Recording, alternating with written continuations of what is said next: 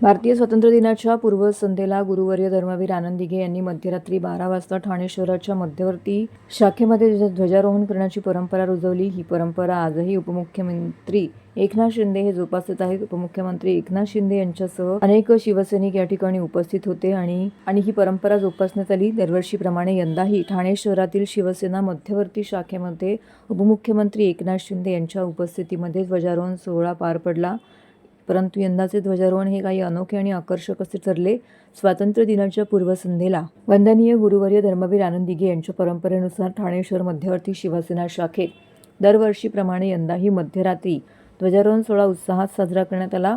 मध्यरात्री 12 वाजताच राष्ट्रध्वज फडकवून उपस्थितांनी राष्ट्रगीताच्या जयघोषात स्वातंत्र्याचा गौरव साजरा केला। या प्रसंगी उपस्थित मान्यवरांनी राष्ट्रध्वजाला वंदन करताना देशभक्तीचा संदेश दिला। यंदाच्या स्वातंत्र्य दिन आणि दहीहंडी उत्सव लागोपाठ आले आहेत। या दहीहंडी उत्सवानिमित्त शिवसेना युवासेना कार्याध्यक्ष पूर्वेश सरनाईक यांच्या माध्यमातून ठाण्यातील प्रतिष्ठित संस्कृती युवा प्रतिष्ठान आयोजित दहीहंडीसाठी खास स्पेनमधील 111 गोविंदा दाखल झाले आहेत। स्पेनच्या कॅसलर्स पथकाने स्वातंत्र्य दिनाच्या पूर्वसंध्येला मुख्यमंत्री एकनाथ शिंदे यांच्यासमोर मानवी मनोरे रचून सलामी देत भारतीय राष्ट्रध्वजाला मानवंदना दिली आहे। या अनोख्या क्षणाने उपस्थितांच्या डोळ्यात अभिमानाचे अश्रू दाटून आले।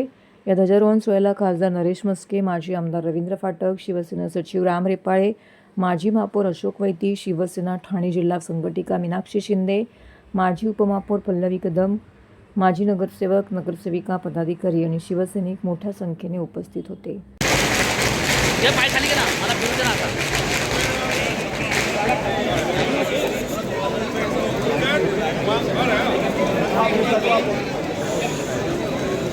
नौदल रक्षक आपली शिवसैनिकांची ही टीम सातत्याने नौदल विभागात कार्यरत आहे।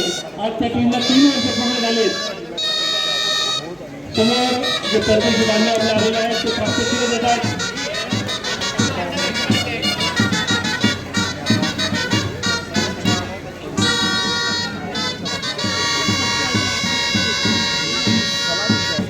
गोविंदा खऱ्या अर्थाने 7 समुद्रापलीकडे पोहोचलेला आहे।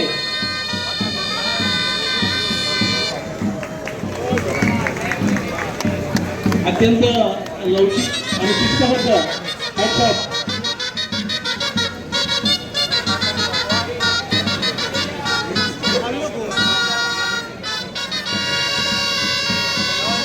या परदेशी बांधवांनी दिले तिरंग्याला राष्ट्रध्वजाला सलामी।